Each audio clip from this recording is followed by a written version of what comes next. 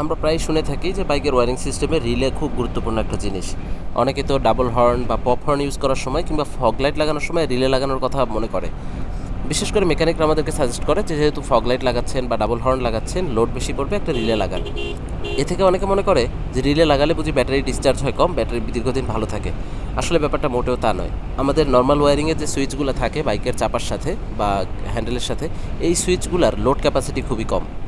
অর্থাৎ আমাদের স্টক যে হেডলাইট থাকে বা ইন্ডিকেটর লাইট থাকে বা একটা সিঙ্গেল হর্ন থাকে, সেইটুকুর পরিমাণ লোড এই সুইচগুলো নিতে পারে। কিন্তু যখন আমরা ডাবল হর্ন লাগাই বা ফগ লাইট লাগাই বা এই ধরনের কোনো হেভি কনজাম্পশনের ইলেকট্রিক ইকুইপমেন্ট লাগাই, তখন একটা রিলে দরকার পড়ে।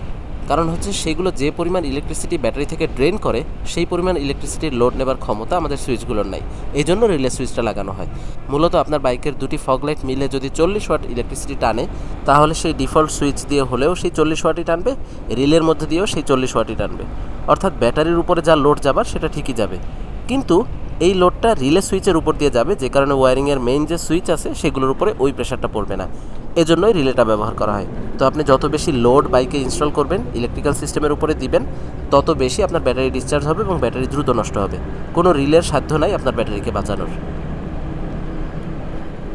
ভিডিওটি ফেসবুকে দেখে থাকলে ইউটিউবে ওয়ান্ডারম্যানিয়া নামে চ্যানেল আছে, সেটা সাবস্ক্রাইব করে রাখবেন। আর যদি ইউটিউবে দেখে থাকেন, ফেসবুকে ওয়ান্ডারম্যানিয়া নামে পেজ আছে, চাইলে সেখানে ফলো করতে পারেন।